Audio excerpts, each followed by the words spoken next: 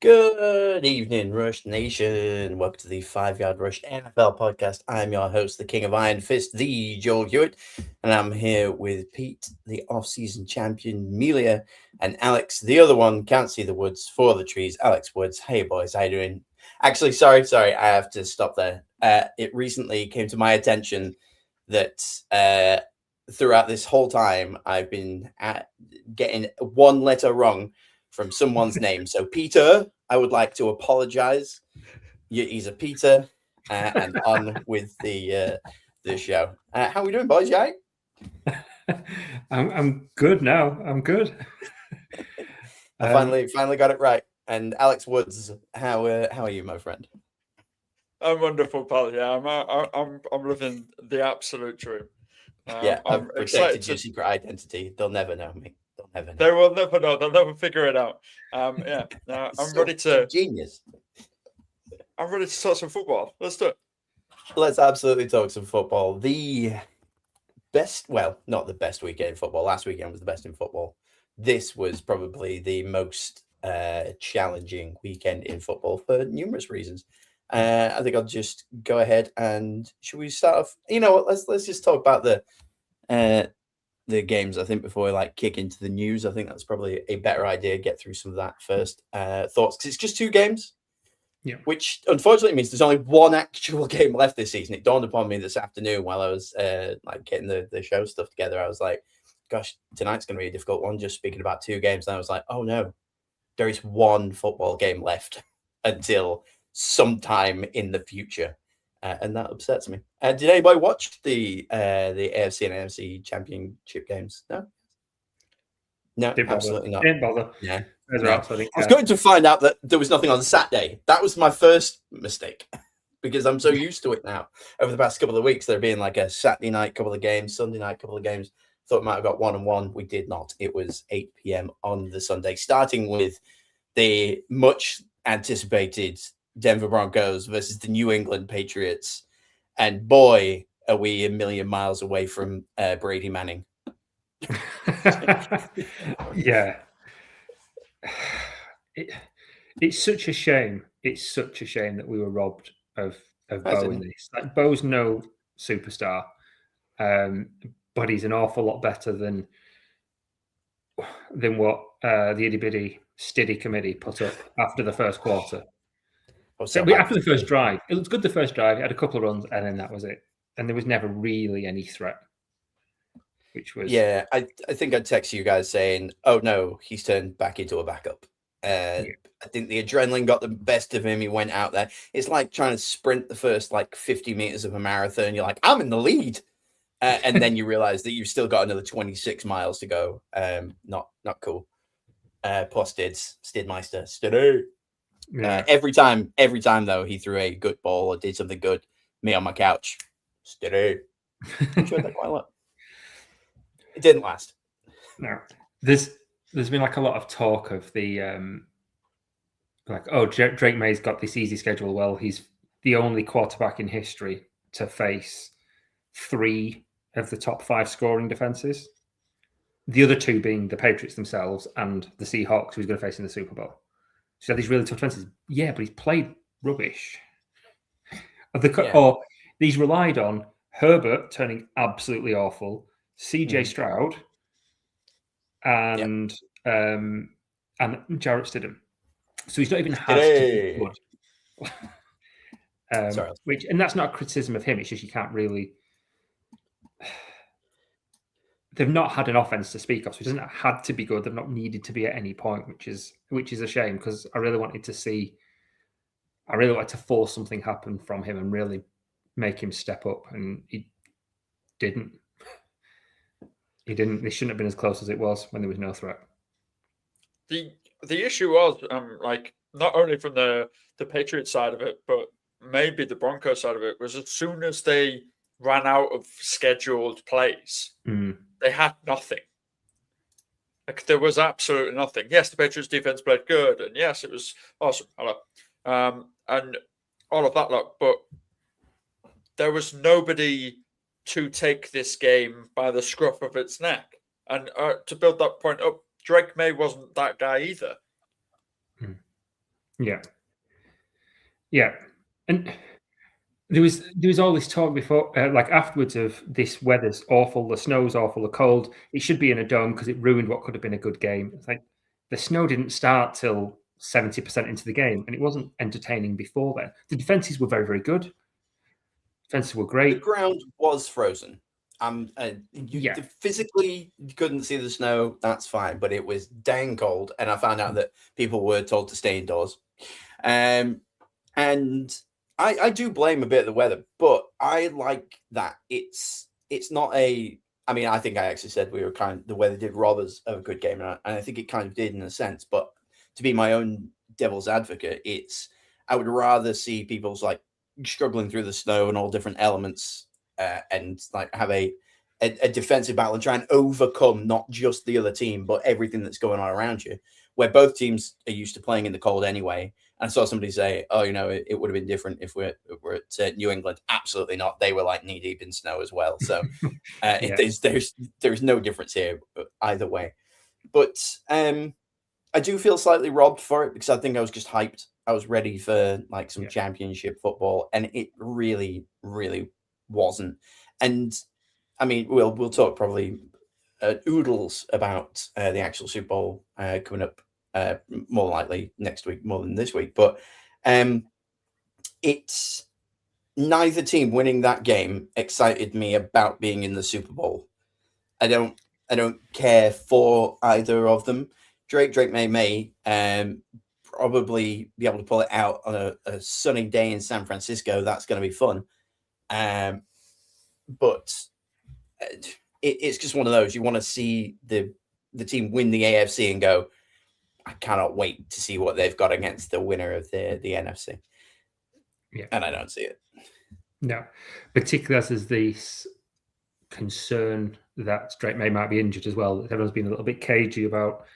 There was that hit by Hufanga at the end of the third quarter, and he looks like a bit sore on his right throwing shoulder as well. And he's saying, he acknowledged that he was bruised up and banged and had to play through it, but neither he nor Vrabel have come out and actively denied that he's injured. So he might be fine, and they're just trying to keep things stum. 2 weeks rest, it'll probably be fine, but it'd be an interesting thing to keep an eye on, because if he's not playing, then that will really suck. That'll really suck. The worst thing that about it as well is when you get a bone bruise or you get sore or you get hit, then it's to be freezing cold while you get hit. Yeah. Because it just hurts 10 times more. So, like, yes, he might be actually injured, or it might have just been really cold and not being able to really do anything. But the other issue I kind of had with this game was that you knew it was going to be this snowy kind of frozen, desolate thing, and people kept airing the ball out. You know it's going to become a run game, so run the ball. The Patriots kind of did towards the end of the game to get clock off so that they could keep them it moving and make sure that they were still in the lead. But if kickers did their job, this game would have been a whole of a lot closer. Like Will Lutz, who's one of the best kickers in this league, had the yips all game long. It was awful. And the blocked one at the end is on the Patriots special teams. That was an absolutely outstanding play, more than it's Lutz's fault. But yes, and you can say the conditions and stuff like that. But he's at home. He knows this ground. He knows it's going to be these conditions. Yeah, he should be automatic from that point. Yeah, they weren't super huge kicks, were they?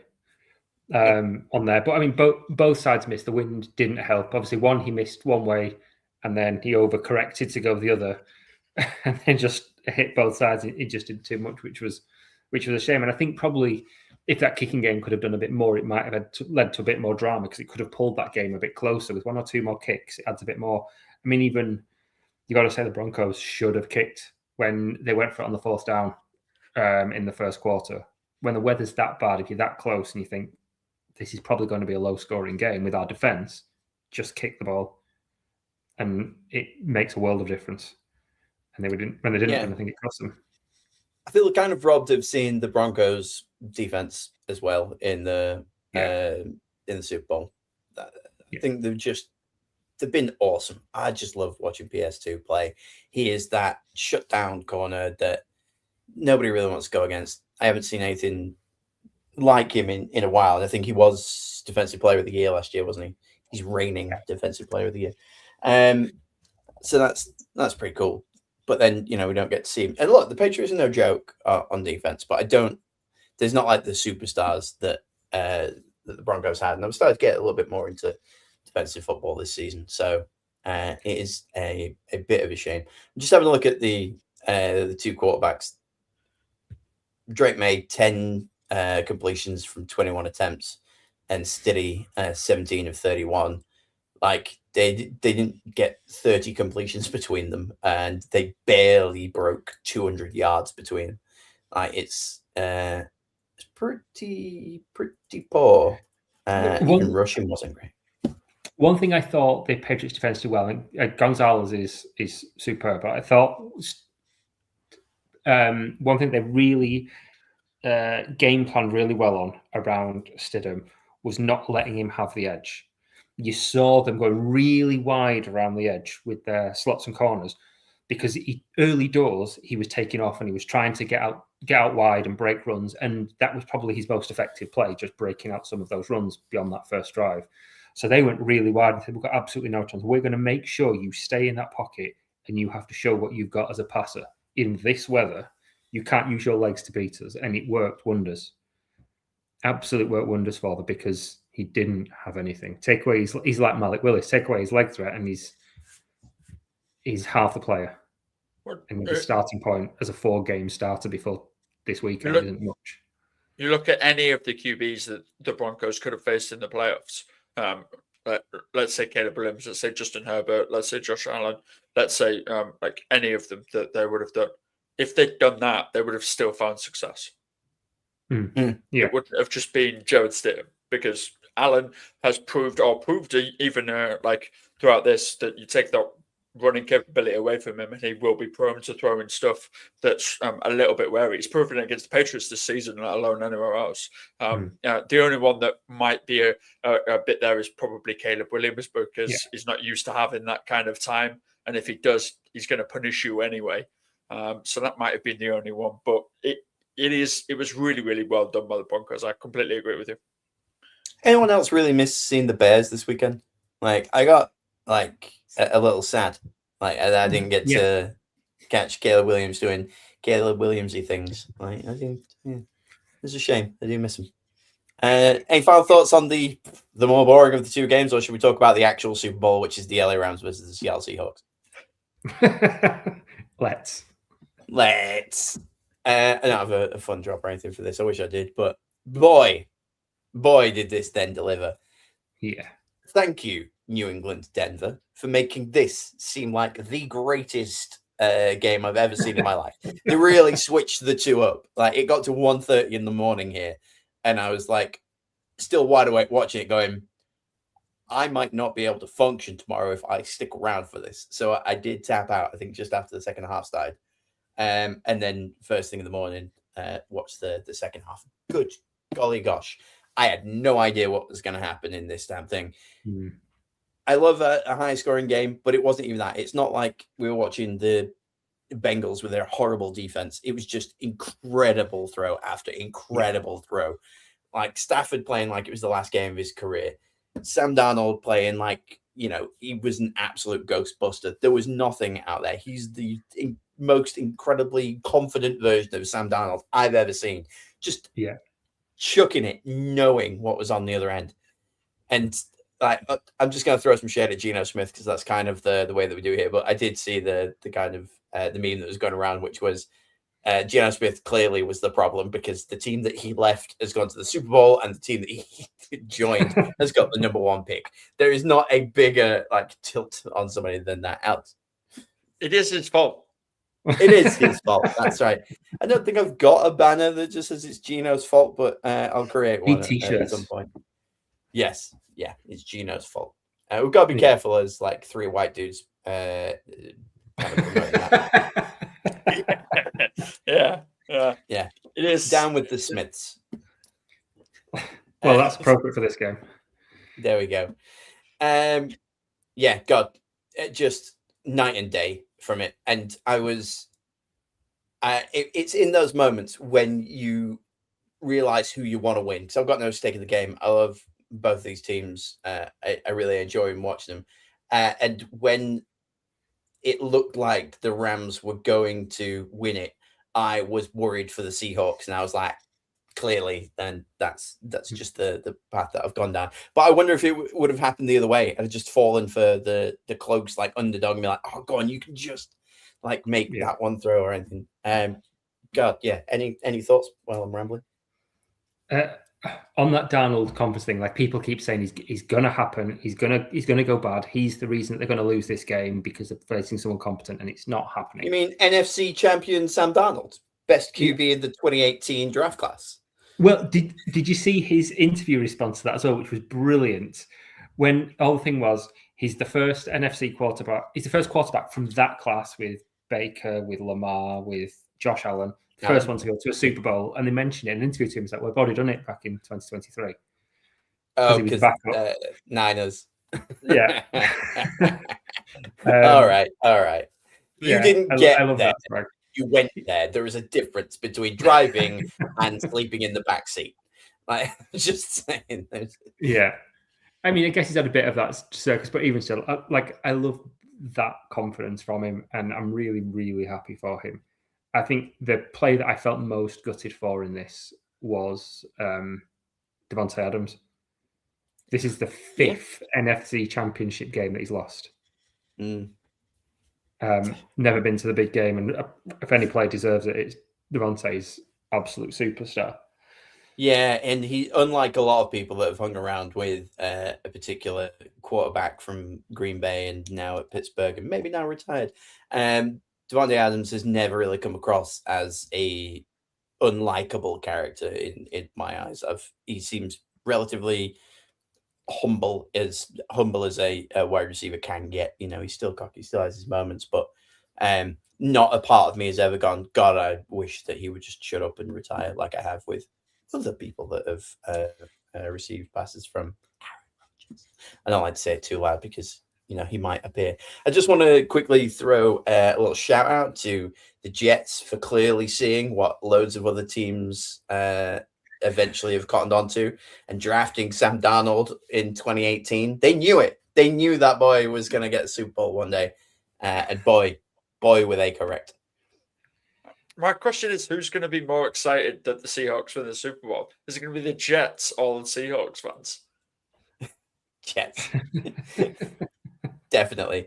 Because it's their QB, all right, is going to beat the Patriots in the Super Bowl. That is the Jetsiest thing. That is me claiming that Drew McIntyre is the first British champion when everyone in Scotland is like, settle down. He's Scottish. He's not British.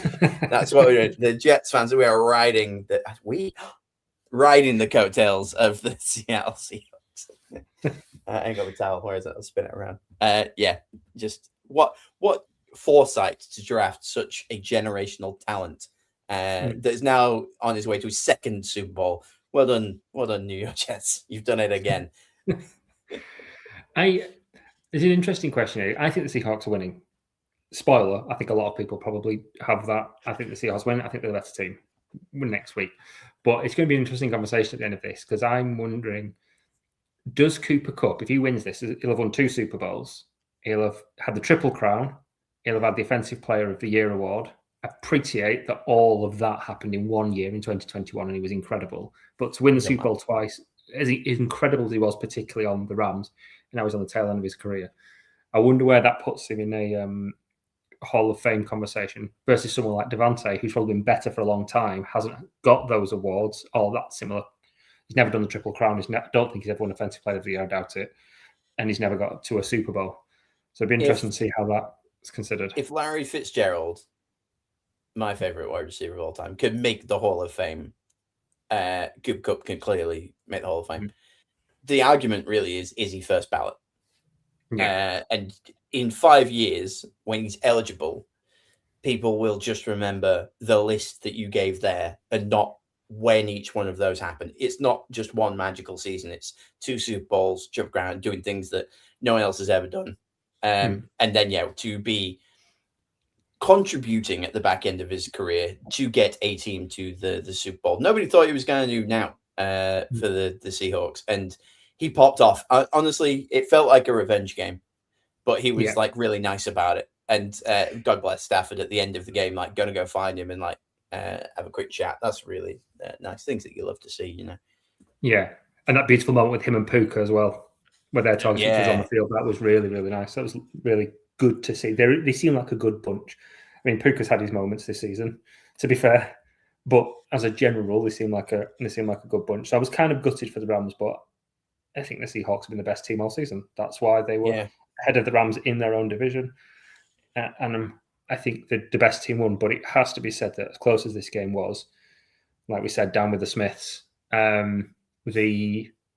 possibly the worst kick return or catch attempt I've ever seen. It was appallingly bad.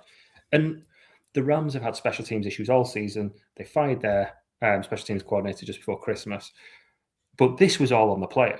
Like the ball wobbled in the air. That happens. And it goes a little bit back further than you want. So step back. His answer to it's going a little bit backwards. I'll fall backwards and hope it lands in my chest. Yeah, just get one of these. Yeah. I mean, I see it because, like, if he's falling back and then it's landed in his chest, he's already down, isn't it? Yeah. So it already counts as down. So, but he could just hear me out. If he stood up and he catches it, he's also caught it. He panicked and he knew after he went, oh, like a really comic book. When it gave it up and then immediately lost his job. All of the kick returns was Kyren Williams for the rest of the game. He was just sacked mid-game, right? Jog on. And he cost losing your job in the NFC title game. Yeah. Oh. And he'll get replayed so much as well. That will haunt him forever. He's done. Yeah. He had 2 punt returns for 0 yards. just finding his stats there. Just wanted to make sure that came up. And I think that's a really important thing as well. And to consider when people overreact to certain draft picks that's going to come up in the next few months. When people overdraft because somebody's drafted a kicker instead of picking up an undrafted free agency, or taking a project receiver that's fast that might be the team's probably thinking we want them for our special teams. Special teams has been the difference this week. As much as the quarterback was awful for Denver, if Lutz had sorted those kicks out, they win.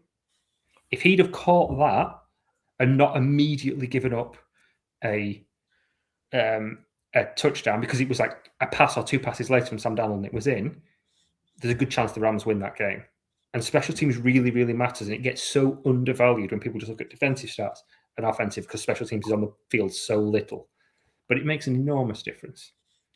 Well, that's been the big criticism, not only this season, which you've already touched on, the fact that McVay fired a coach in between season, which he's never done in his career. He's never done it before. But he was at that much of his tether's end. He had to do it. Just before Christmas, we covered it on the pod and we went absolutely mental when it actually happened. But that's always been the big Rams criticism, is that, like, yeah, your offense is mint. You've got Matt Stafford, you've got Puka Nacua. You're awesome. You're brilliant. You're fantastic. Your defense is explosive. It's incredible. Your special teams is the top 5 worst in the league. And it's not even just this season. It's every season. Yeah. They suck so bad, and it doesn't make any sense. And the kicker, bless him, the thicker kicker, he's doing bits. Yeah. And he is. He's really trying, and he's really, really living up to the hype, being a rookie kicker, doing his thing, and like allowing and not letting the thicker kicker name get to him or do anything like that. By the way, top 5 nickname in the league, there. Really, really up there, in my opinion. And when you see him get like up, active players, hold on, Pete, shut up. Active nicknames, because I have a vested interest in this. No, active, 100%. Okay. So not all time. The way back. No, we can't go all the way back all the time. We can't like somebody put in the notes greatest nicknames of all time. The old nickname team will put together an all-star nickname cast. That's Right. that's some off-season content right there. There you go. That's it. But like, Yeah, thicker kick is great. Love it. And also, it has to be said as well, when you see him all suited up, he does not look like a rookie. He looks like a proper tail ender, doesn't care anymore, smokes 10 fags a day like during the game and just drinks pints. Like he looks about Reece 45. Evans in The Replacements, where he comes on and like smokes and then like stomps it out and kicks a field goal. Love it. Yeah. He's going through a bad divorce, but football's his escape. He's 23. Stone. That was great. I really liked that. We need to spend less time together. I think that's. Oh, you sound like my wife. How is he 111 kilos? No. Kilos is quite a lot. Just, yeah, that's for a kicker. That is 17 stone. I didn't think about that really. Amazing, because you can put all of that weight behind it, and the kicking game has never been so good than it has this year. We've talked about it a few times. They can like prep their own mauls and bring anything with them and all that kind of good stuff. We're getting records broken. It's never been a better time to be a 117 kilo kicker that can just absolutely stick all of that weight behind it. Love it. Yeah. Will Lutz could learn a thing or two. I'm just saying. Put some back, show up next season, just like edge.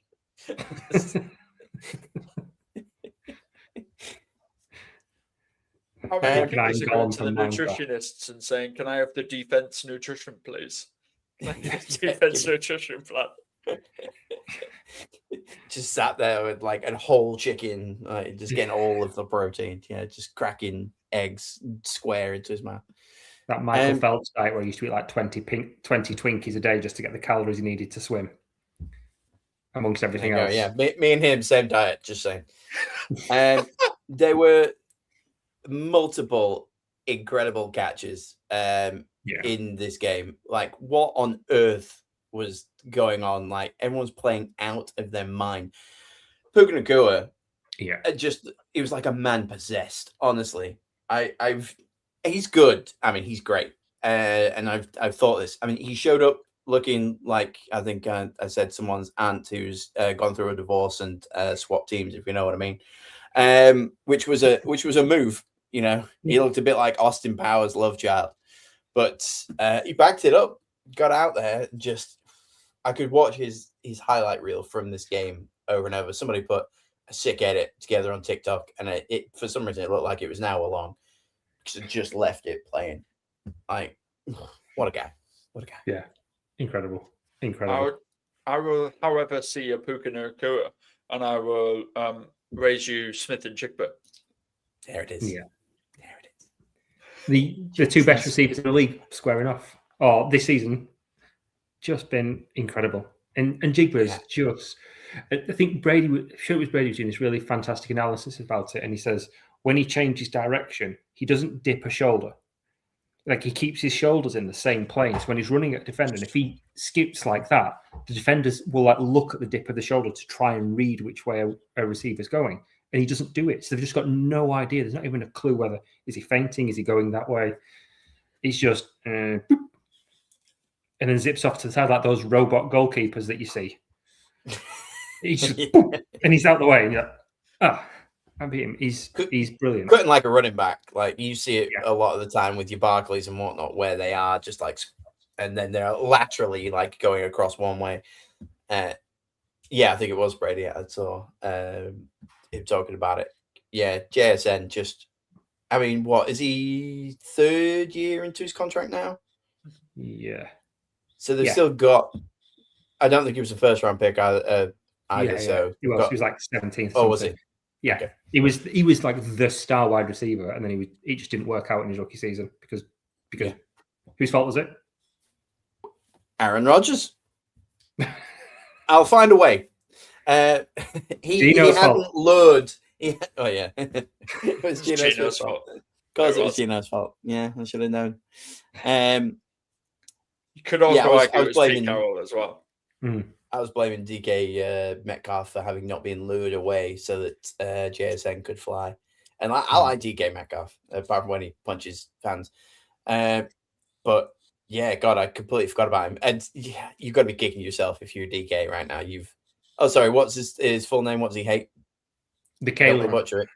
DeKalen, thank you. Yeah, you got to be kicking yourself if you're DeKalen right now. Like, I'll make a move and I'll go over to a team that is guaranteed to make the playoffs. They've got a Super Bowl caliber QB and head coach and weapons and defense and all of this stuff, and they just turn out to be the black and yellow, slightly better Jets. And then his team or ex team goes on to the Super Bowl. You just things you love to see. You like to see like good things happen to good people, like your Donalds who've stuck it out, and then you like to see annoying things happen to kind of annoying people. So that's fun for me. Yeah, any more thoughts? Yeah, I think he had the best catch, Smith and Jigba. He had that one-handed one that was just like outstretched. Like around the corner it went, and it was just, that was the best catch of the game, in my opinion. Maybe the weekend, maybe even the season. Maybe of all time. One thing I needed to mention on this was Kenneth Walker. He started like a man possessed, and then the Rams did a really, really good, like he was monstrous the first couple of drives. Then the Rams sorted out that running game and he just stopped it. And he's like, fine, I'll just hammer you in the receiving game. And I think he's like 260 yards, something like that, across 2 games so far these playoffs. He was just brilliant. So many good runs. As soon as he got open space, he was a nightmare to tackle. And I think he was a huge part of that success. It was really, really, there's only 1 touchdown this week, as opposed to the 3 last week, but he's been a superstar and they didn't seem to miss. What's mad is he only had 62 yards. It felt like he had double that. Right, yeah. He did. He had 111 in total. But because they were receiving yards. Yeah, 62 running yards, which is why they made the switch, as Pete said. Like he got stopped, and I think he had 3 consecutive losses, didn't he? Yeah. And then they made the switch to make him a receiver and just air it out. The other one that deserves a shout out is Rashid Shaheed. Yes. The first catch he made, I was like, just absolutely, because we talked about him last week, and after having like waxed lyrical about him a little bit, I was like, was he actually that good, or did I just see a couple of good highlights? And then his first catch was great. I was like, nope, justified. Do you think at the line of scrimmage, as soon as the ball is snapped, he just looks at the cornerback and goes meep meep, and then runs? Because he's so fast. Just get anyone in. Yeah, there's absolutely no chance of catching him there. And what do you do, honestly, between them? Like JSN, Rashid Shaheed, got Kenneth Walker obviously receiving Cooper Kupp. And let's not rule out Jake Bobo. Like, give the man his flowers before we talk about anything else. You could hear a nation and a half shout "who" as he caught that ball. Like, there's a lot of memes going around at the moment, like celebrities sounding like an owl, but never mind that. It was just everyone going "who" when Bobo got that. Hey there, Bobo. Good catch, good position. Nobody obviously saw him coming. It's a beginning basket, Bobo. Yeah, 4th catch all year, and what I want to catch, like five targets as well. So he's not even that he's been rubbish. Just 5 targets, 4 catches. And in that game, he had 1 reception for 17 yards and a touchdown. That was. I'm really, really glad he did it this week, because if he did it next week, in 2 weeks in the Super Bowl, everyone would have gone, "What? Who's this kid? What are we doing?" And then it would have prompted like 20 think pieces about the guy that does it in the Super Bowl. Oh my God, he does it, he does it. Like last year with Cooper DeJean. And yeah, to be fair, Cooper DeJean was mid for the Eagles all the way through the season. Bobo hasn't been. But like everyone will be like, "Oh, Bobo's the new cool player." No, he's not. He's quite bad. He might not even make the team next year. The thing is, he's always going to be in space because you've got to cover everyone else. Yeah. So he's just got to be out there somewhere. And it's like, well, I guess it's got. Watch Bobo catch the pass to win the Super Bowl. Like, I'm just saying it now, based on what Alex just said. There are going to be think pieces now. I'm very sorry you've done it. I'm putting money on a Jake Bobo last touchdown of the Super Bowl bet. That's gonna scare me the one. Love to see it. Things that you love to see. Things you love to see. Let's do some news. Yes, sir. News from the underground. News from the underground on today's gold standard episode of the NFL Rush 5 Yard podcast. Go on, Pete. Give us a breakdown. Who's hurt? Good news is we're not talking injuries this week. It's nice. No injuries. Secret injury to Drake May. Who knows? Yeah, we talked about him though. See you later. Let's talk some more head coach hirings and head coaches walking away from teams as well. It'll be quite interesting. We found out today Joe Brady is got a 5-year deal to become the new head coach of the Bills. We kind of talked about that last week when McDermott went. We suggested that this probably was because Joe Brady was of interest to a lot of teams. And God bless you for saying we suggested this. This really feels like we had a group project and Alex and I put our names at the bottom. Okay. You saw it, you called it, we agreed. Yeah. And there was I think a lot of Bills fans were shocked by this because they were thinking it was going to be Grant Adinsky, the Jags DC. He was one of I think he was in the final 2, but they've promoted Brady from within. And I think there's a lot of sense to that. The offense hasn't really been a problem for all of this time for the Bills. McDermott was defensive coach, and their record in these playoff games where they've lost, the amount of points they've given up has been appalling. So focus on that, getting a really, really good DC to sort out that defense and draft better. On that draft, are you going to talk about Keon? I was not. I was going to say, hey, I've got an idea for a really good defensive coordinator if you want one. Please. His name's Sean McDermott. Not in recent experience. Not a big game play caller. But the really interesting one where after it happened and they were talking about Keon Coleman being obviously disappointing, and the coach interrupted because Brandon Beane got promoted as a GM. The owner, interrupted, said, "Let me just talk about this. We drafted Keon Coleman because McDermott wanted him." And then there's that video footage that came out because we all watched Hard Knocks of the GM Brandon Beane going, "Oh, I'm glad he's done bad on that because it'll make it easy for us to draft him." What a way to Someone throw forgot there was a camera. Yeah, you gotta absolutely love it. It's hilarious when people don't realize that there are receipts. And nowadays, there are usually cameras everywhere. And in your case, you signed a contract to have cameras everywhere. Yeah, God bless him. Absolutely bonkers. I couldn't believe it. But yeah, I think Brady will do well. It allows for continuity on there. It'll be interesting to see who he gets in for his team and where they go in this draft as well, because they need to start the defense. They've invested a lot in there, and it's not particularly worked. He's probably going to push for some skill players as well, because what they've got aren't it. It's just Josh Allen, James Cook, and then you figure it out between you, and we'll sort it out from there. So they're going to need. They've got a big off season this year to really step up next time, even if they don't feel like they're a million miles away.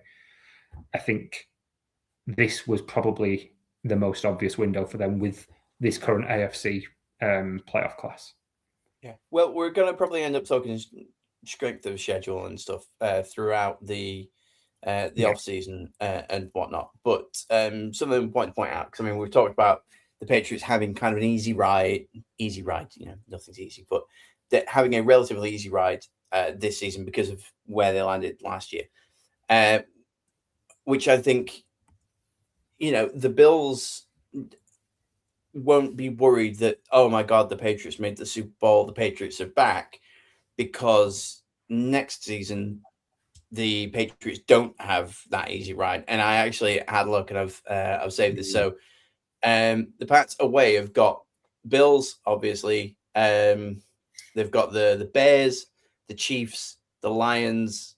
The Patriots got this. The Lions, the Jags, the Chargers, and then Dolphins, Jets, and then the Seahawks. That's just their away. That's where they've got to go. So the Patriots already have a difficult time away at home. Obviously, again, they've got the Bills. We've got Broncos, Green Bay, Raiders, Miami, Vikings, Jets, and Steelers. So home a little bit easier, but not half as simple as what they've done this season. So the Bills, I don't think, will be worried that that's it now. They've got to compete really hard against the Patriots. And the Patriots could be the team that drops off like next year. It could. I don't see it, but it could easily go through. So if they make the right moves and they don't lose their head, and then the Bills can take that division and the number 1 seed. Yeah, but I don't think they even really necessarily worry too much about that playoffs. Yes, there's the 1 seed there. It's how they step up in big games. And Josh Allen's not the issue.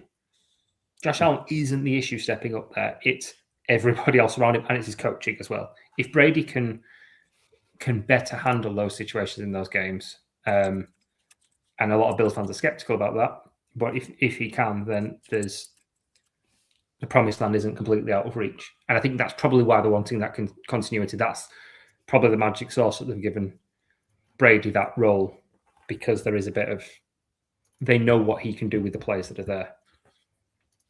Just looking at top 5 wide receiver free agents that could try and nab and steal from a team, basically. George Pickens, Mike Evans, Alec Pierce, Rashid Shaheed, and Deebo Samuel. They're the top 5 wide receiver free agents. None of them really jump out apart from Pickens. Yeah, he's not in the top 5, Ayuk, apparently. Pickens will stay where he is. They'll pay him. Mike Evans at the end of his career. Alec Pierce, I don't really care. Rashid Shaheed, could win a Super Bowl and then go get a bag over in Buffalo. And because he's such a Buffalo player that he's like a B+. He's on a team of wide receiver 2s. He is the wide receiver 2-iest of the wide receiver 2s. Just see him. He's stand right there. It's the Spider-Man meme where they all just show up at the wide receiver room and they're like, it could be any one of us, but none of us is elite. We're all just enough to get by. I don't think Evans is going anywhere. I'd be surprised if Jera lets Pickens out of the building. And I imagine the Seahawks will probably want Shaheed to stick around after they've traded for him in season, with how well he's done for them. But you don't know. We don't know what he wants, and there's always cap issues there.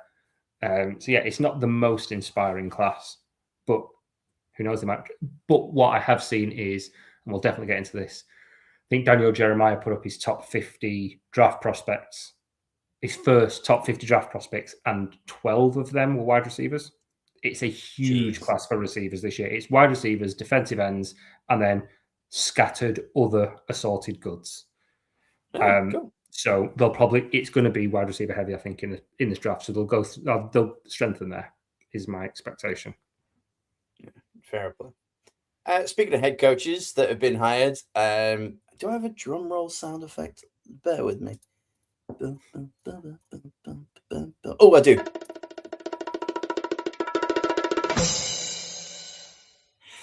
Mike McCarthy becomes the head coach of the Pittsburgh Steelers. That was the perfect drum roll sound effect, actually, for Mike McCarthy getting a head coach job. The 8 and 9th coach to go to the 9 and 80th team. Which way is it going to land? Is he finally going to have that winning season with 9 wins instead of 8? Watch this space. Don't really care for it. Love it because either, firstly, I get to bully my little cousin, so that's fun. But also, does that mean that Aaron Rodgers sticks around? The last dance, get the band back together. He's on the phone to Alan Lazard as we speak. Oh, absolutely. Randall Cobb, take your slippers off. Let's go. Eddie Lacy, call him up, bring him in. They could do with it. That's it. They need a new fullback. God. Yeah. So I have no other comments on that apart from it's hilarious? He's not a bad coach, and that's the thing, isn't it? Mike McCarthy isn't a bad coach, but he's a floor raiser rather than a ceiling raiser, and their floor's fine. I just don't see it. Like you say, they go from 8 and 9 to 8 and 9. It's the neutral planet of coaching hires. We didn't want. Did you not? That's reference probably went over, Alex. That's a first season Futurama reference. If I die, tell my wife I said hello. If Steelers were desperate to get rid of Tomlin for being a really, really good coach that couldn't rebuild and take them to the next step, what's the point in bringing Mike McCarthy in? It must be so frustrating that you've just given us the same but less likable. Tankety tank. But they won't. No. They'll finish 8 and 9. They'll make the playoffs and then finish 9 and 8. That's the Steelers do, man. But is that coach coming next year instead? So, No. has the coach have they done their due diligence? Because whatever you want to say about the Steelers organization, they are kind of well run. Like, they do draft well. They are kind of like somewhat smart. Over the last 3 years, they've been idiots, but like they do kind of draft okay. And like they sign good free agents that accommodate their team well and make sure that that's there. And they've always been smart with it. Their quarterback situation has not been the best over the last couple of years. Yes, okay. But have they already sourced the guy they want and gone, he's not quite ready yet. Let's give him another year and see if he is and then pull the trigger then. Because that's what I feel like the Texans did and definitely what the Patriots did. Yeah. But remember, this is the Steelers that have had, 3 head coaches in 30 years? That's not what they do. And when we say that they're well run, they have some of the worst facilities in the league. They share training ground with a college team. It's not the most appealing place. One of the reasons why you say it's so well run is, yes, they generally draft well, given that they're normally picking in the back half of the draft because they're generally a wildcard team. And that they have stability at the coaching position. That's really it. That's what makes it good, stability at the coaching. So I don't see them going, let's just put in a sacrificial Mike McCarthy for a season and then ship him out with Aaron Rodgers after another 12 months and bring somebody new in. It would be quite the departure from the Rooney family. Don't know if you see it differently, Joel. No, I like it for the comedy mostly. I don't see anything good coming from this. I don't see him like bringing up a QB prospect, even if Rodgers is there for a season. I don't see, even let's say Rodgers leaves, then what's he going to do? None of the QBs that are either going to slip into free agency or going to lose their jobs are dying to be coached under Mike McCarthy. McCarthy. And I wouldn't trust him with the next generation of it either. So for me, it's a baffling move that is just, I don't know. He must just have a really good agent or something, or there's a file somewhere that somebody visited in Ireland. I don't know, but Mick McCarthy does. So, like, watch this space. I think it'd be a one and done. I don't think there's any coaches on the horizon or anything like that. I think it's just a pointless move in a pointless division of pointless people. And it is not their year next season. On to a slightly less pointless decision, and maybe the week, which I think I might make a jingle for that at some point. Jesse Minter is appointed the head coach in Baltimore. Minter is coming.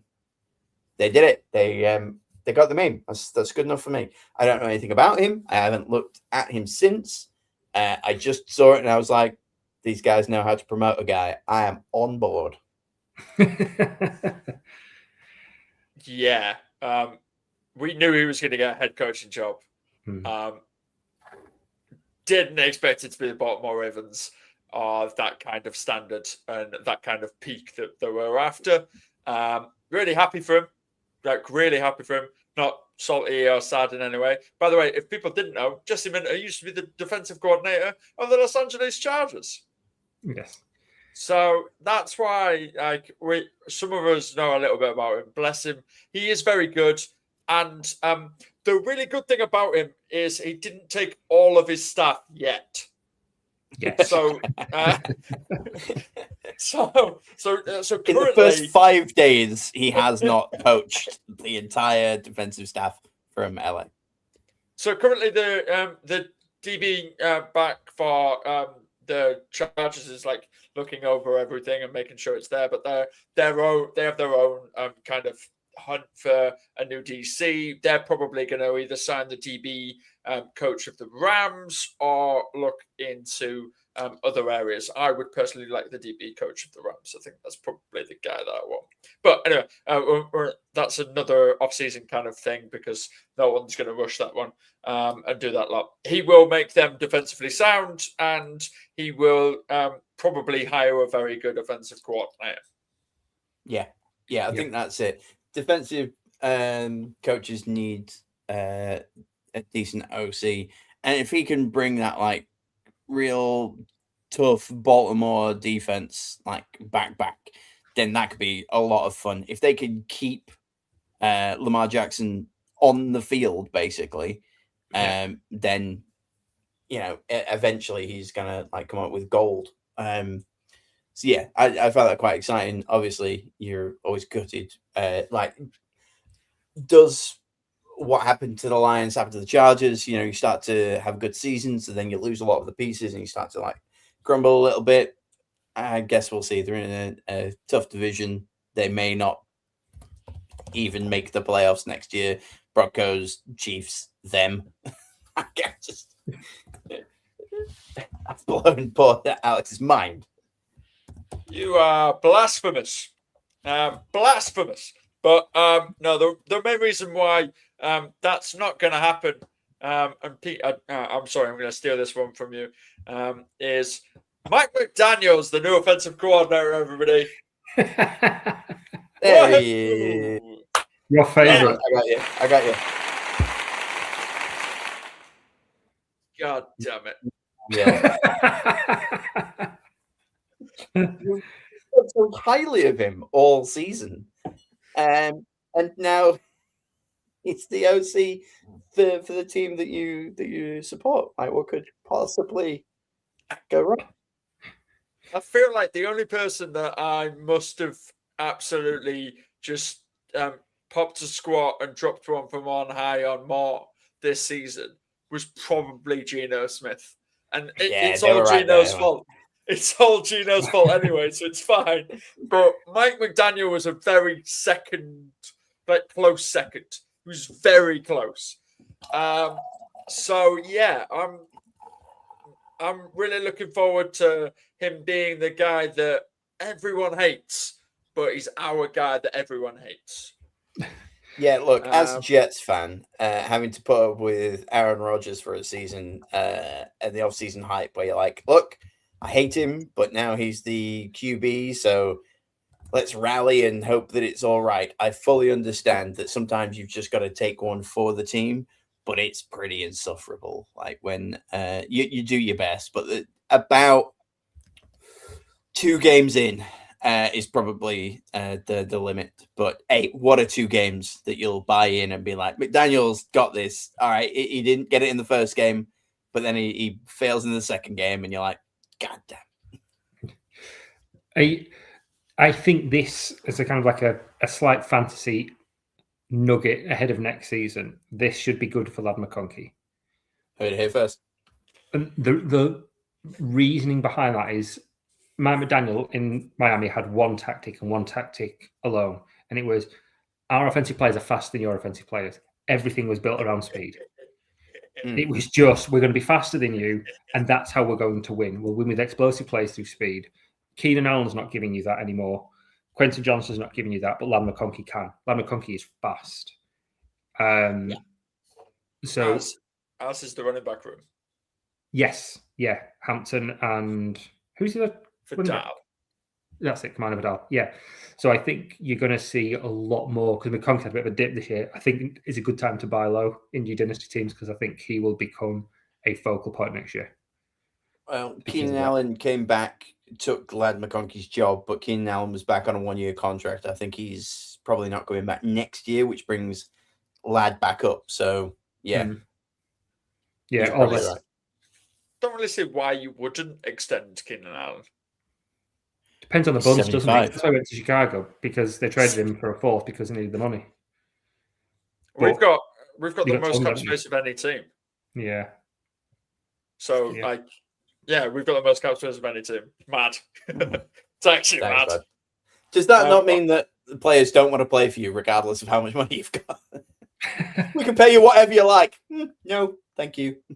Or it means that we've only got 2 really inflated contracts because we got rid of all the rest of them that had overinflated contracts from previously. Yeah. You Yeah, don't have to all pay those cleaners playoff because wins. nobody comes to the games. Absolutely.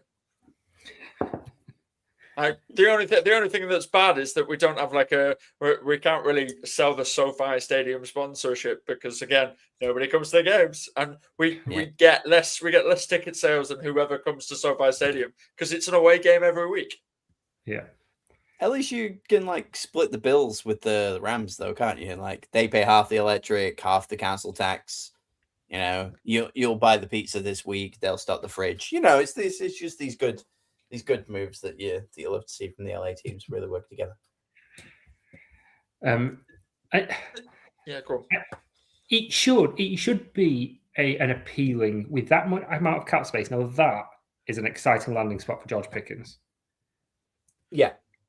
Now that with Herbert, with that offensive line back, with McDaniel in there, that is magic, and they can afford him. They can afford to outbid the Cowboys as well if they want to, if they don't just go for him as a rookie. But that And call him that wide would work receiver really one. well. I do a lot for the boys' ego. He likes Yeah. that kind of thing. Yeah. You want to play second fiddle to the to CeeDee Lamb and not make the playoffs, or do you want to be number one on the Chargers that have legit playoff hopes? Yeah. Yeah. And the weather's beautiful. I mean, I know it is in Dallas as well, but you don't have to deal with Jarrah. Yeah, there is that too. Alex is just getting excited now. Yeah. Which means you'll sign Brandon Ayuk.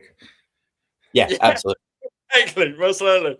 Brandon Ayuk will have because this is what happened in the offseason. Chargers fans were like, right, we're going to get a really good running back. Right, we're going to get a really good running back. Oh, great. Yeah, no, he's a pirate now. Right, somebody talk to me about Najee plays for you.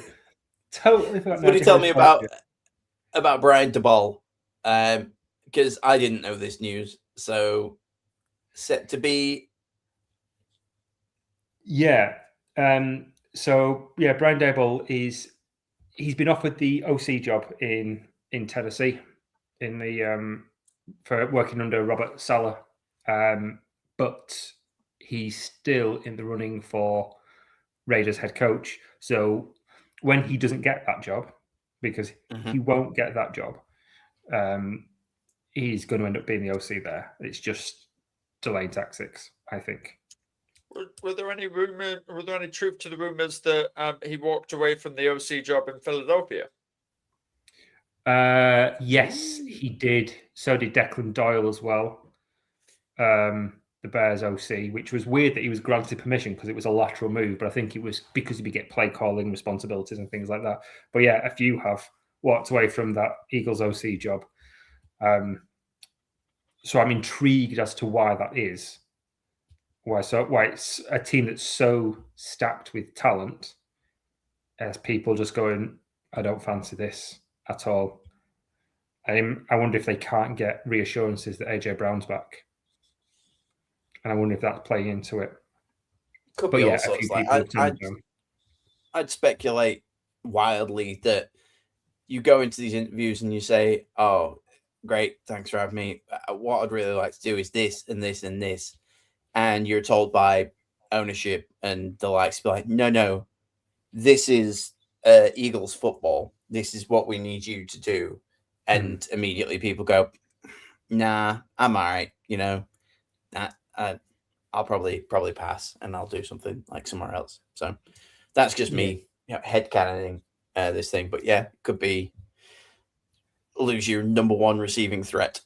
And we all saw the same Jalen Hurts. I'm not going to say that he's like as dire as the internet likes to make him out, but doesn't light me on fire at all, like watching him play. And do you just want to be the team that is just known for pushing someone's bum 1 yard? But pusher. Yeah. When you do it all British, like it makes it sound even more ridiculous. Like, the tush push and all that. We don't say tush. So the bum push. Yeah. The bottom press. Bit lame, innit? Yeah, the bottom press. Yeah. So yeah, I very well could be that. DeBall will end up at Tennessee. I think that'll be. I just kind of like the sound of like the Isle of Misfit Toys that is Salah and DeBall, both MetLife rejects, get together, giving the old fusion dance and seeing if they can get Tennessee. It's the division that is easy enough to take if you put in just enough effort. They could easily end up like winning the whole thing there. So we'll see what they do, especially in the draft, because they can start building some more pieces as we go. Who put the 6th news item in? Which one of you was it? 'Twas I, just because we can talk a lot about the Cleveland Browns. There's a couple of things to talk about them. The most ridiculous of this, it does need mentioning because we've not mentioned him for an hour and 2 minutes, and that is Shedeur Sanders. He's going to the Pro Bowl. I just wanted to throw this up from, I'll give credit where it's due, from at NFL Memes. You'll never guess which QB made the Pro Bowl this season. Shedeur Sanders with 7 touchdowns, 10 interceptions, 1,569 passing yards, 56 completion percentage, and a bottom 3 QB. Or, forgotten his first name already, Lawrence. Trevor. Yeah, I just want to call him Lawrence. Trevor Lawrence with 38 touchdowns. So that's 31 more than Shedeur Sanders. 12 interceptions, 2 more than Shedeur. More than double the passing yards, a 5% better completion rating, and he was the 3rd in MVP votes, apparently. What the actual... Who has greased the palms of the Pro Bowl committee on this one so we can have Shedeur Sanders Pro Bowler? I hate this so much. Yeah, and I mean, even just look at his division. He was the 4th worst starting quarterback in a division with a first ballot Hall of Fame quarterback in Aaron Rodgers, first ballot Hall of Fame quarterback in Lamar Jackson, and one of the best quarterbacks in the league, Joe Burrow. I appreciate that these guys didn't have their best seasons, but there are those 3. And then he started the season as the 3rd or 4th best quarterback on the worst team in the division. And now he's not done anything to say, oh yeah, that was probably wrong. And he's at the Pro Bowl. It's bonkers. I blame Dio. I hate it so much. I hate it so much. And on the front of the Browns being the worst team in the division, long may it continue. Looks like their head coach is going to be Schwartz. There were other coaches. They went really aggressively after Adinsky, the Jags DC, who was fantastic. And he said he backed out. So did both of the Rams coordinators. Pulled themselves away from the job. I said, we don't want this job. So it looks like it's going to be Jim Schwartz. Now, for those that don't know, particularly UK fans, Schwartz was the team that took over as the Lions after the 0-16 season in 2008.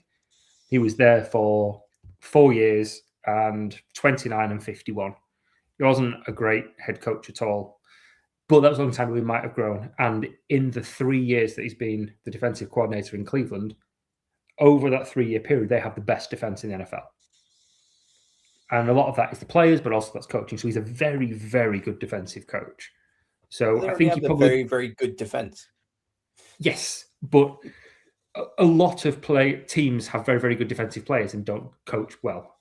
So he's a very good coach. It'd be interesting to see if he's learned from that experience last time and can be a better head coach this time. I'm always skeptical about retreads at head coach, particularly defensive coach when they need to sort out their offense. That's the side that really, really needs the help. So it'd be interesting to see who he brings in. But yeah, it's not an inspiring hire. Well, it remains to be seen what happens, but it's not confirmed yet. I think that's just going to happen in the next couple of days now that everybody else has ruled themselves out of the job. Fair enough. And then, as a whimper of a final news story, nobody cares, but the Packers hire Legend of Zelda villain Ganon as defensive coordinator. Yeah, well, I care because it's Jonathan Gannon, who was the Cardinals head coach, who just got fired and has become the DC because Jeff Hafley left to be Dolphins head coach. I care because I was convinced they were going to take Al Harris from the Bears, their DB coach. So I was ecstatic when I found that. Right, cool. It means Harris is staying. We're fine now. And even if he does go, he's not going to Green Bay. So happy days. Run it back. That's good. Yeah. And an experienced coach for the Packers as well. So it's a good hire for them as well. I think they'll be happy. Yeah. Fair enough. On to Topic of the Week.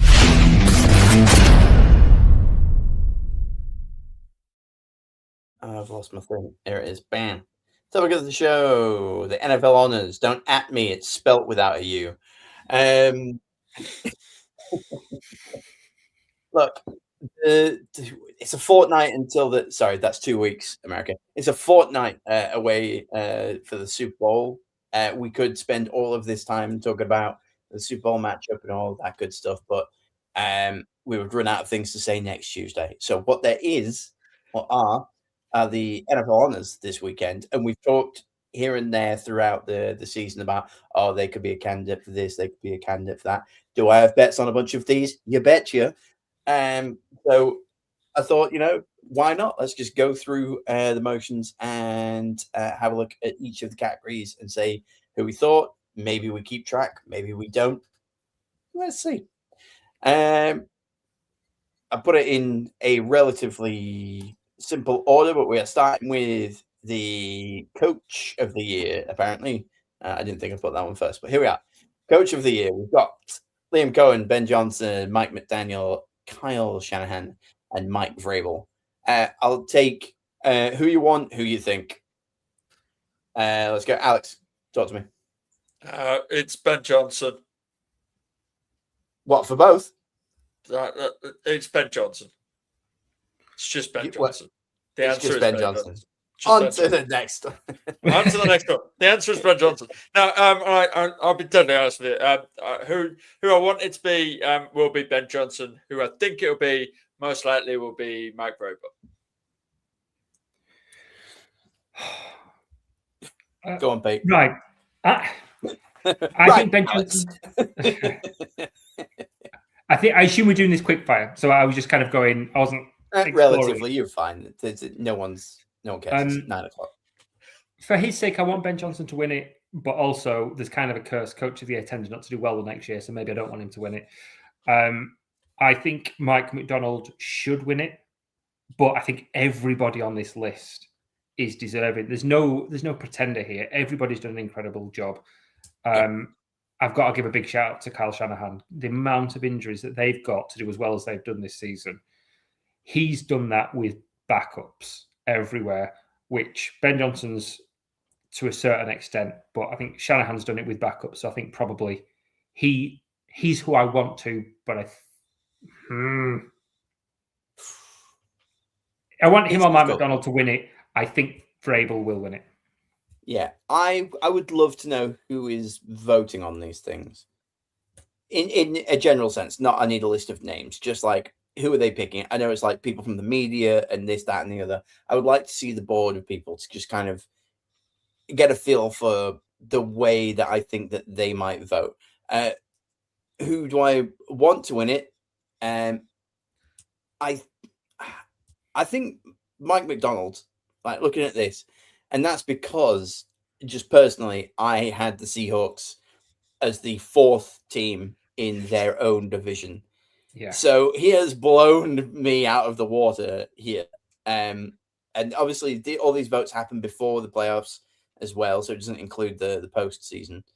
I would like to see him do it because he's absolutely like done it for me.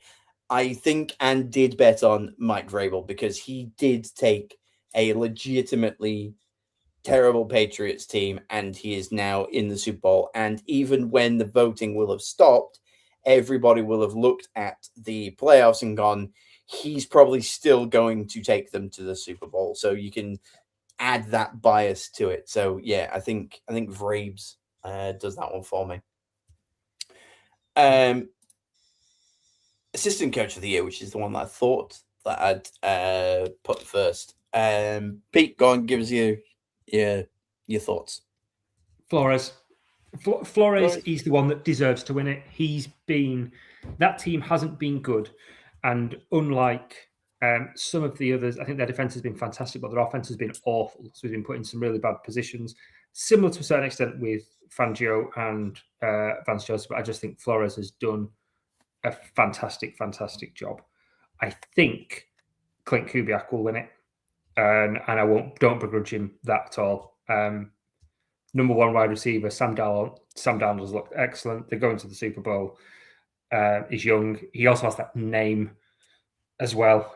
Obviously, Gary Kubiak won it with the Broncos in 2015 as head coach. So I think Kubes will win it. I'm just having a look, see if I actually did bet. I don't think I've got one for assistant coach. Nope. For me, it's a tough one because I don't know enough about what they'll have contributed to each team. Names that come up often are Clint Kubiak. Whenever anyone talks about the Seahawks, Clint Kubiak's name comes up. So I'm going to say he will win it because I don't think that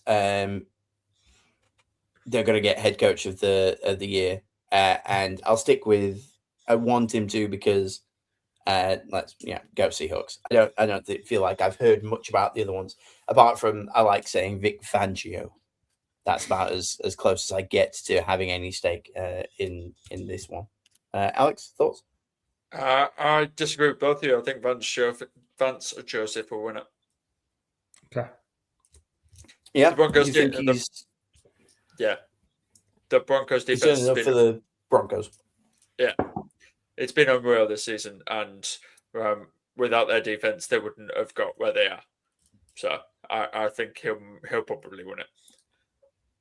I didn't know where to put this next one because Pete will know that in our group chat that we have a soft spot for trying to work out who the hell the comeback player of the year will be every year. It might be the one that we talk about the most out of all of these honors when we're talking about who we're going to bet on. I'm going to open the floor to myself. I bet on Aiden Hutchinson before the season started. He was the one that I was like, out of anyone I can think of who is going to come back and absolutely make a difference, I thought Hutch could be the one. So I want him to win to secure the 50p that I put on him to win this. Yeah, I'm a high roller, Alex. And don't think you know about it.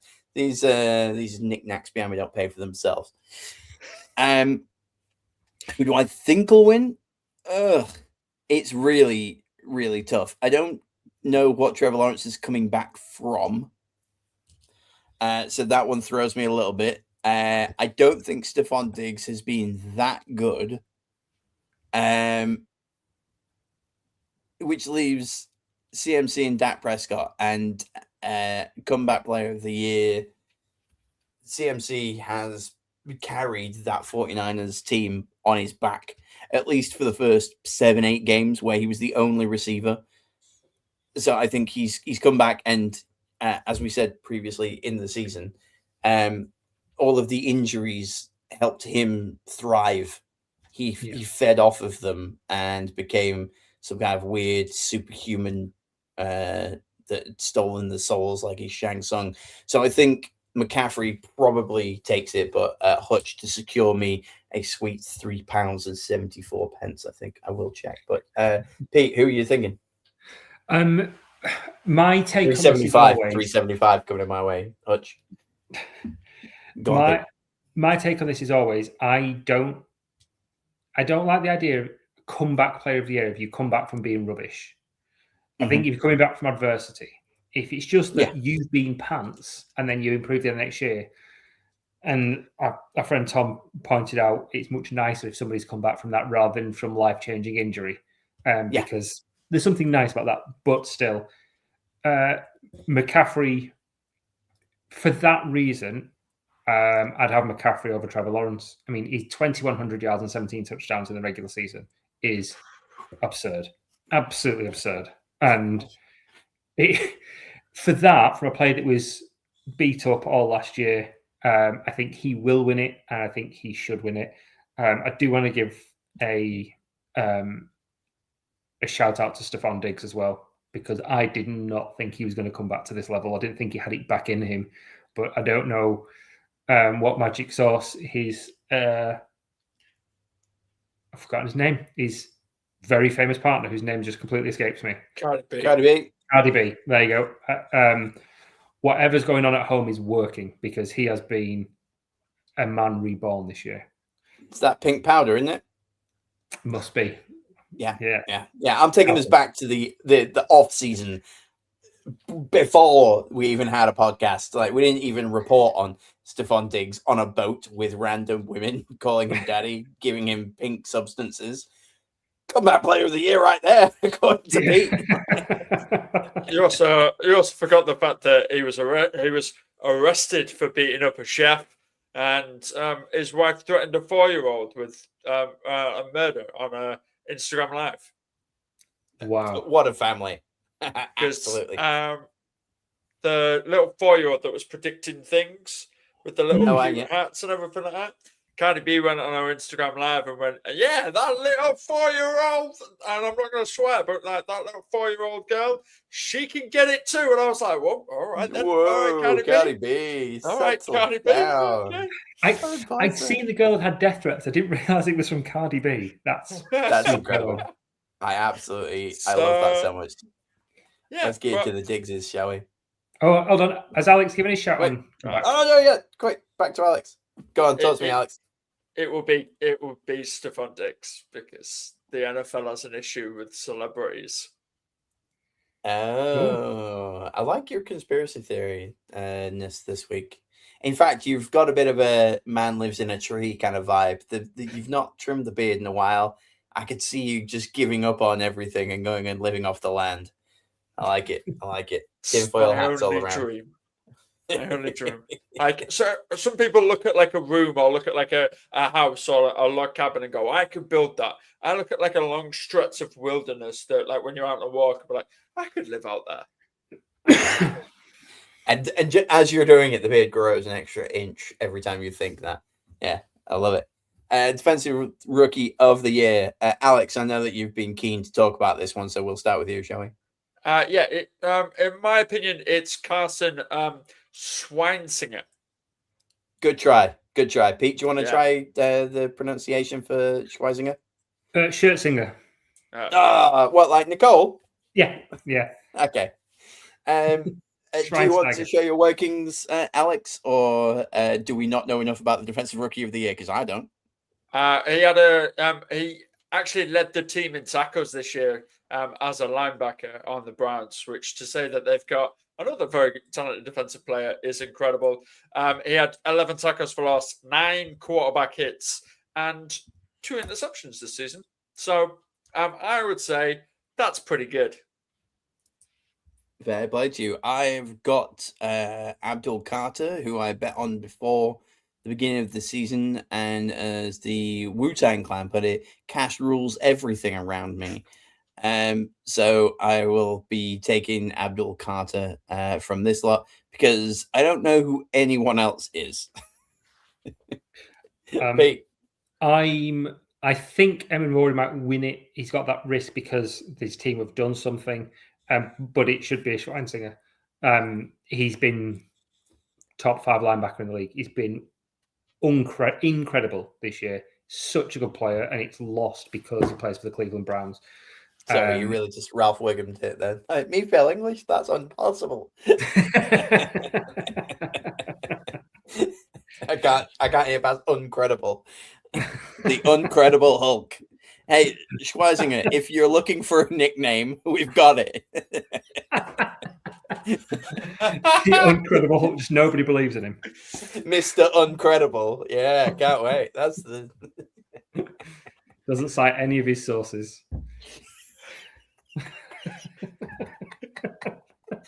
oh dear. After he retires from the NFL, he's going to get a job at as a White House press secretary. Oh yeah, he's just stood up there and be like, no fake news. Still has the eye black underneath, yeah, because to make sure that we know that he's a God-fearing Christian man. But yes, good work, Schweisinger. You are potentially going to win that one. Defensive Player of the Year. Are we back-to-back Cleveland Browns on this one? Like, Yeah. If they could win something, it's defensive players.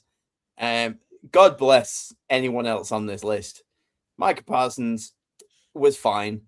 Aiden Hutchinson, comeback player of the year, so he's not going to win the defensive player of the year. Surprised he actually got a nod for defensive player of the year, actually, to be fair. I thought Hutch was okay, but I don't think he's like top 5. Yeah, I'd agree with that. Nick Benito, yep, fine. Will Anderson Jr., also fine. But Myles Garrett literally broke a record that has been standing for 2 decades or something stupid. So, yeah, absolutely give it to him. Although he needed one extra game to do it. He should be in a running for MVP, but he should. He definitely should. But I mean, we'll get there. Spoilers. We're going to talk about the MVP at some point. Offensive Rookie of the Year. Honestly, when I saw this list, I had to text. I text our mate May, and I was like, firstly, what you meant, Judkins. Where the hell is Judkins on this list? I'm surprised that the likes of Tyler Shook managed to get on here and Judkins couldn't get a nod.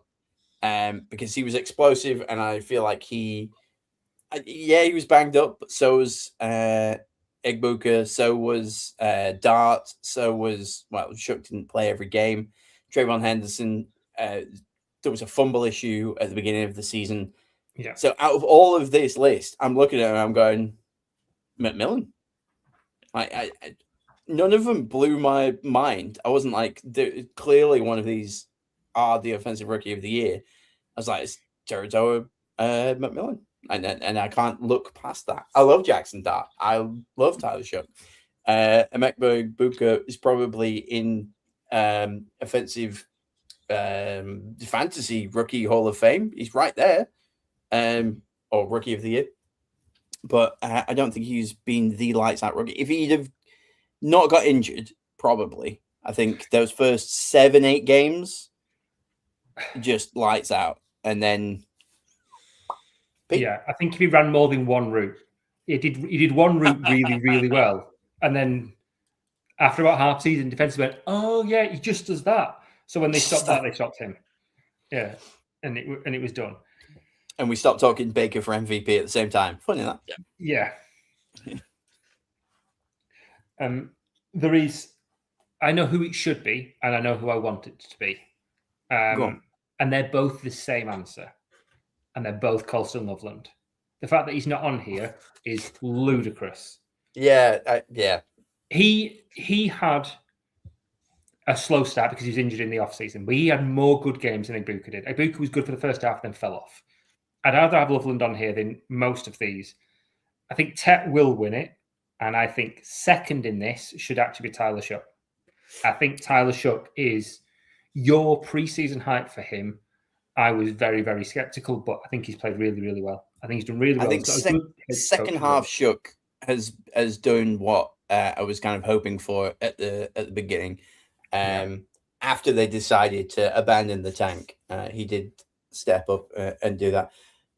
I would love for Tyler Shook to get this. It would be a heck of a boost for his confidence. I don't think McMillan needs that boost. I think everyone's always talking about how great he is. Anyway, Henderson's in the Super Bowl. Egbuka again fell off a cliff. Jackson Dart's the one that throws me here. I really like Jackson Dart, but he's what 3-14 or something. I don't know how many games he ended up starting, but he doesn't bellow offensive rookie of the year. I would rather them have put Scatterbo on there. Yeah. Or Tyler Warren. Tyler Warren should be on as well. Yeah, Tyler Warren. Yeah. Tyler Warren. Where's Tyler Warren? What are you doing, NFL? It's pretty clear. You've got to have at least 2 white QBs in offensive rookie of the year. I think tends to be the way to it. Oh, which actually leans into why Tyler Shough could win it, because clearly it's a white QB award, and just a nod to anybody else. But you can't have 2 white QBs with the offensive rookie awards. Spoiler alert, but you can't have the 2 white QBs with the 2 big offensive awards. Oh, this plus MVP. Yeah. Offensive player. Right, okay. That's a good point. Which brings us on to offensive player of the year. Alex, go on, lead us off. This is a tough one. I think it should be Jackson Smith and Jigba. I think it will be Drake May. Yeah. Yeah, that annoying white QB. Oh, hold on. You think it'll be Drake May, but that means, like, spoilers for the next segment. You don't think that Drake May is going to do the MVP? No.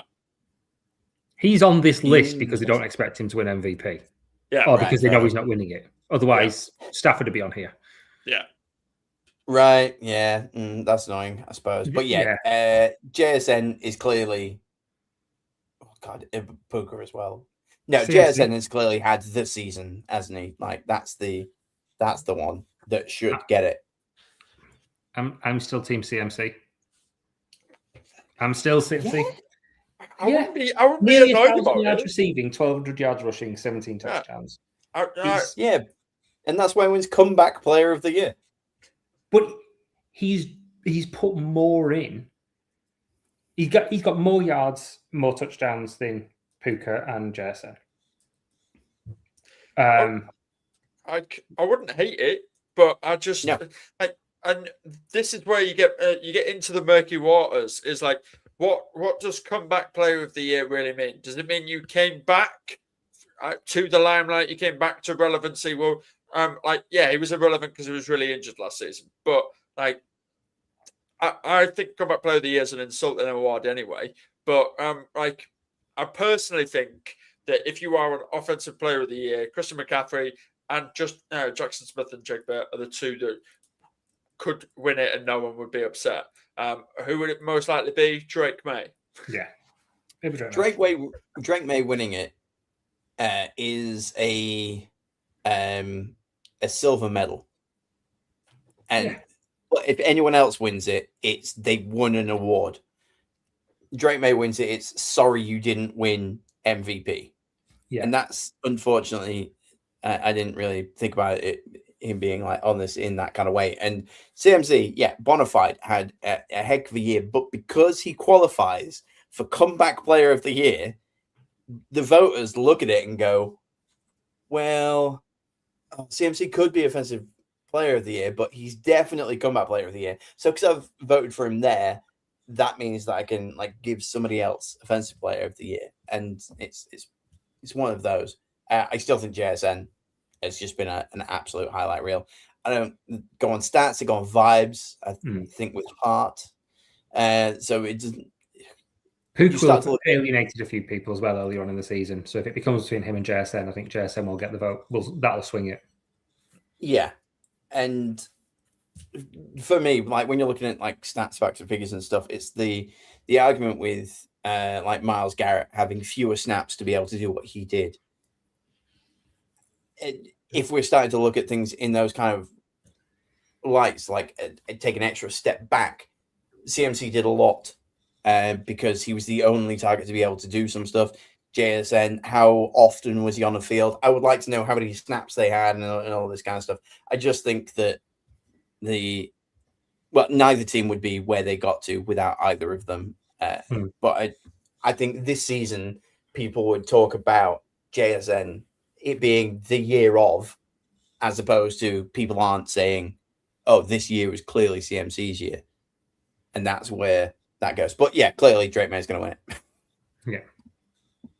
Yeah. Which leads us on to the Not Drake May Award. NFL Lions MVP finalists Josh Allen, Trevor Lawrence, Drake May, CMC, Matt Stafford. Bunch of white guys, mostly quarterbacks, which splits the vote. And, could we get an upset? No. I think, Alex, you've been kind of on the MVP train. Who do you want? Who's going to get it? Who's your MVP? Matt Stafford. Right, that's just the answer. You flip-flopped over the past few weeks, so I was curious to see where you would land. I really have. I feel like Drake May finished the season better than Matthew Stafford, but I do feel like Matthew Stafford showed his quality in the playoffs instead of Drake May. But when does voting stop? Does voting stop at the end of the regular season? Yeah, it doesn't include the does it not include playoffs? I thought it stopped at the end of these games. Let me just double check. I was pretty sure that the point is to honor the regular season before the playoffs started, because it's an unfair advantage giving people more games in playoffs and things where it can be kind of like hyped up. Or at least I hope I'm right. End of the regular season. It's voted by sports writers at the end of the regular season before the playoffs. Yeah. Then it most like it's between Drake May and Matthew Stafford. Let's agree that. Yeah. We know he's not Trevor Lawrence because we know he's third. And it's not. How do we know? Also, I know that the thing came up and it said that he's third, but sorry, I'd love it to be Christian McCaffrey, but it's not going to be. Just from the peanut gallery here, Nate saying, let's be honest, they're lucky Joe Burrow was injured. He is I assume that means cow. I can't quite see the small He's the cow. I mean, they're lucky Joe Burrow plays for the Cincinnati Bengals, because he had 5,000 yards last year and was absolutely lights out and was nowhere near this because he plays for the Bengals and he's got Zach Taylor. But he is the cow. He is the cow. Yeah. Could have won. Look, we're talking between the two. When I think of this past season, I can't think of a single Drake May highlight. Even though he played really well. But for me, like Matt Stafford, with obviously all the weapons that he's got and whatnot, I just feel like at least every other week there was this is why he's in the running for MVP. And after the preseason coffin-like talk where is his back completely gone? Is he he could be the comeback player of the year. Yeah. Based on everything that we heard about all the injuries that he's got. I would love for it to someone take a swerve and be like, hey, Trevor Lawrence, you really did something that we didn't expect you of. But Matt Stafford for me is the MVP, and I've never really thought that it would go to Drake May. I like Drake May. The only thing I would say on that is look who they're throwing to. They have Stephon Diggs and Puka as their ones. Great. Matt Stafford's number 2 is Devontae Adams. May doesn't have anyone. I don't even think Stephon Diggs is on the same caliber. No one on his receiving corps is as good as Matt Stafford's wide receiver 2.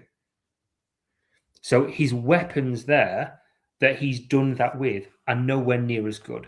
But he's in a much easier division. He's had much easier matches.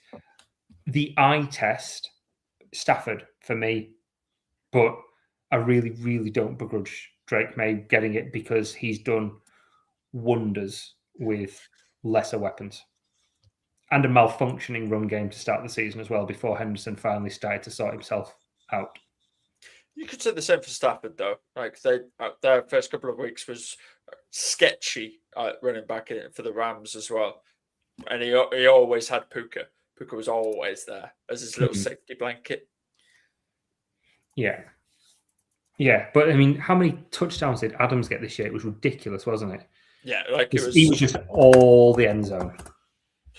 He was the greatest end zone, like just awesome. Yeah, it was really good. I think 14. for some strange reason, this season, the MVP vote is really quite closer than everybody thinks it is. They do tell you how many votes each player got as well, don't they? After it's all announced, often you'll find, oh, such and such didn't get it, but he got 1 vote, that kind of stuff. So it'd be interesting to see the split and if it is as close as 1 or 2 either way. I also think there's a politics thing again, like you said with this. Like last year, it should have been Lamar Jackson again, but Josh Allen was due. Yeah. I think Stafford will get it because Stafford's due one. Yeah. Has he won one before? No.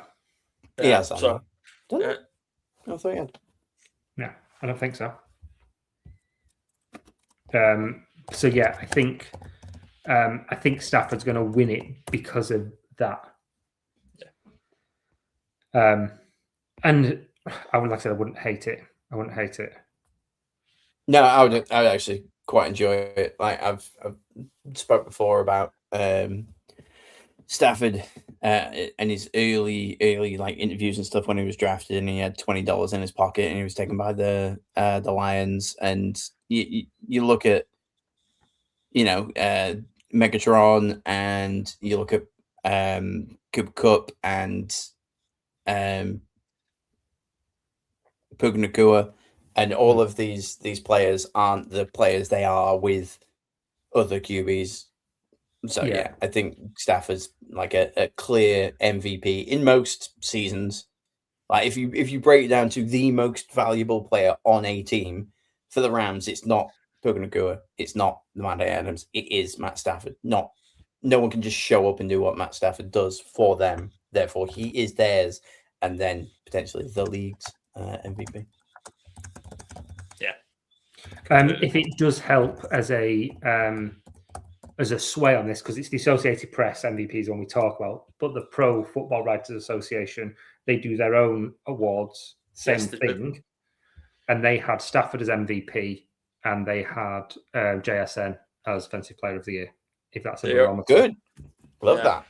They also had Carson Schweizinger as Defensive Rookie of the Year. Yeah. Oh, we'll get some chat now. Eric is giving us May as the MVP. And Nate playing the what if game. Here we go. Find in the comments below it. Also, it's clear and obvious who won MVP. It's going to go to the older guy as a participation trophy, and it completely devalues the award. Hot take. Just for showing up. Yeah, I can appreciate somebody saying that May deserves it over him, but devaluing what Stafford's done this year is a little bit swinging too far the other way, in my opinion. Yeah, and the same way he's due an award is done without handout awards because the guys. We're not saying that we were giving it because he is due an award. I'm saying that he is the MVP, and it's about time he was recognized as such. DJ, always good to see you, brother. And the issue about it is is with the whole Jew and the politics thing and everything like that, is that some of the guys do look at it like that. Some of the people that are voting it do look at it like that. That's why Josh Allen, or it's believed that's why Josh Allen won it last year. Pete's right that the Jew factor is considered by these guys that vote on it. DUE factor. When we say yeah. Just to be clear. Yeah. Sorry. Not the fresh wetness on the grass in the morning that you see right there on a cold, crisp. Good swerve, Alex. September. Absolutely keeping us going for another season with that one. I love it. Woo! There we are. Why did it sound like I was saying a religion? I apologize deeply. Yeah, that's just the Yorkshire. But there we go. The politics aside of all of it, Matthew Stafford not already having one is a crime. the fact that Matthew Stafford will win the one this offseason is not a crime, and it's absolutely fine. But if Drake May gets it, no one's going to cry in their ice cream. No, not at all. Yeah, no. He's great. And again, we were talking about like Vrabel bringing the team up from like obscurity. Even before we got to the playoffs, which is when the voting stops, Vrabel wasn't stood on the field tossing balls around. Drake May was the person on the field. So, and again, yeah, I think DJ makes a good point. He says he thinks May should do it, and also given what weapons he has versus Matt Stafford. It depends on the minds of the people that are voting. It's the press. These are the people that make personal relationships and have favorites, and maybe, Drake May gives a better interview or is more available to this, that, and the other. You can sway it one way or another, but Drake May has made it to the Super Bowl with fewer weapons, and Matt Stafford is out because he's in a more difficult division and didn't have to be walked through the regular season like the Patriots did, by holding hands and hugging people. But You also- that's just. You also look at all these weapons that they have, and then you look at a team like the Vikings, who also have one of the best wide receivers on the planet in Justin Jefferson. And then you go, oh, well, look at the difference between them. One is an MVP caliber quarterback that can get 17, 16 touchdowns to a wide receiver in the red zone and allow another one to have a just shy of 2,000-yard league. And the other one allows that guy to get less than 500 yards. Yeah. Yes, they have weapons, and I completely agree with DJ Drake. With also what Pete said before, there's Puka Nacua and Devontae Adams, and then all of the Patriots' weapons. That's completely right, absolutely 100% right. But Stafford has to find them open, has to develop in the pocket when he's basically unable to walk because he has a massive disc slip in his back, and then it's that. In my opinion, it's Stafford. But again, I wouldn't cry if Drake May got it. And how is it? How's it crying? Joshua here is saying, how's it grand that Stafford hasn't gotten it before? Because we mentioned that he should have by now. I'm saying the year that he won a Super Bowl and had a Triple Crown winning wide receiver, probably the year that we think that he could have been considered the most valuable player on that one. That's not to disparage anything from what he does, but that is just a year that he's done it. There are other years. Also, look, hear me out. Stafford has had to fight in a very difficult division.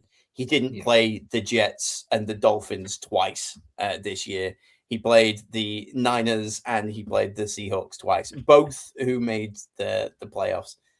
So I think that kind of goes into probably the way that some people think about how they're voting. Again, I would absolutely love to know who is voting, and I would love to know some reasoning behind it. I've heard some reporters that it kind of cuts to them here and there, and they say, I'm part of the panel that votes for the NFL honors, but then they don't disclose the way they're going. So it would be quite interesting to see how they think. But I've enjoyed watching Stafford more. Yeah, I will say on the May side of thing as well, and I mentioned it last week, one of my favorite players to watch this year, who I've kind of been my B player of the year, is Kayshon Boutte. I think he has been brilliant, and a big part of that is that connection with Drake May. I think Drake May has really built him up, and that's worked really, really nicely. So I think he's not been a huge player. He's not been massive statistically, but he's made some really, really big plays. And a big part of that is May putting it where it needs to be because he's been very, very good. Also, part of me as a Bears fan really doesn't want Jaden Daniels got to NFC Championship game, was Offensive Rookie of the Year. Then Drake May went MVP. Caleb Williams, 52% completion percentage. That kind of takes as well. I can't be bothered with that all off season. The other reason why we didn't see a Matt Stafford 2022 MVP kind of ruin our caliber is because that was the Patrick Mahomes' 5,041 touchdown season. It was pretty good that year. That young up and comer, Peter Mahomes, was it? I wasn't paying attention. I didn't see him in the playoffs this year. It must have been a flash in a pan. Yeah. Look, if we're talking my MVP of this season, it's Myles Garrett. I've been on Garrett Watch. That's been something to tune into week in, week out, where I'm like just watching him absolutely dominate people.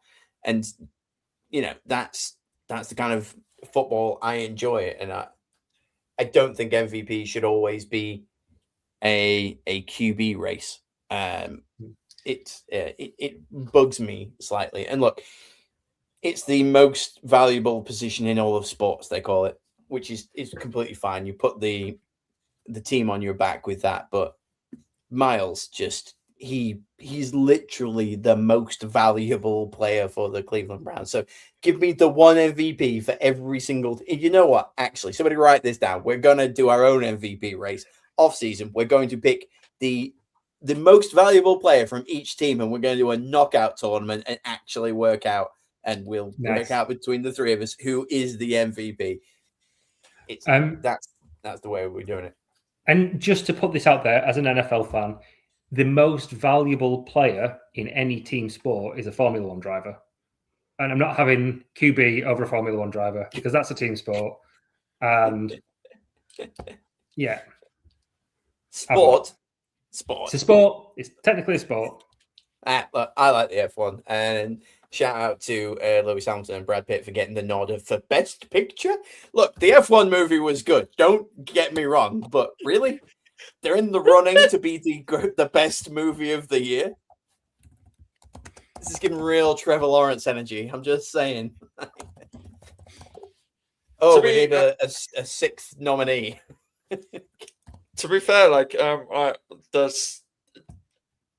think the reason it wasn't it the way it was filmed or something. There were it's amazing. It's so well shot and everything, but it's like the content is like inches deep. Like there's no great. It's not Lord of the Rings. Lord of the Rings was nominated for an Oscar, right, for Best Picture, and to put the F1 movie in a category the same as something like that is insane to me.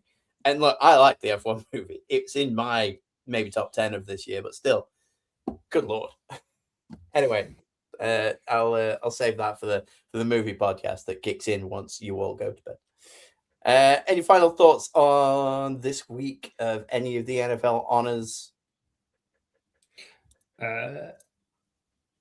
No. Who's hosting it? No, no, because they're gonna win the award for best running TV show or whatever they win, or that entertainer of the year. Yeah, it's John Hamm, and you just know we're getting the meme, aren't you?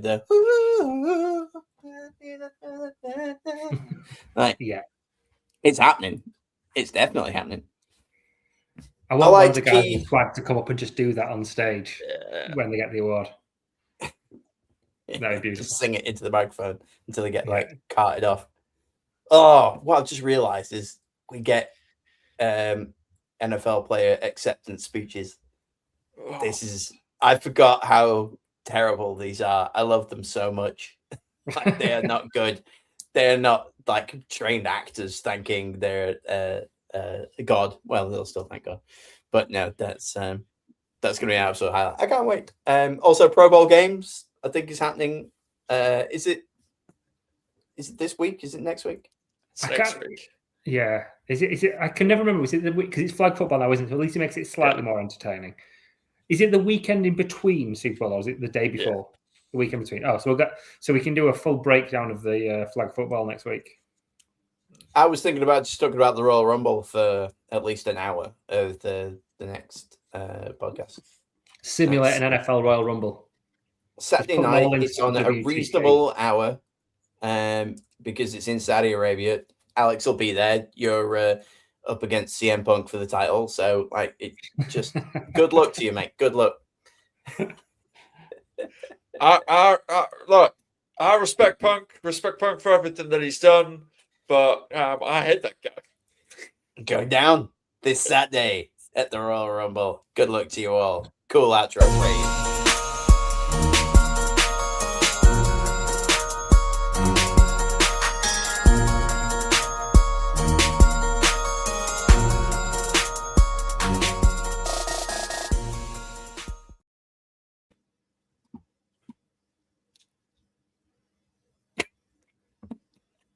Alex, just I was trying to see how many hats I could quickly get on.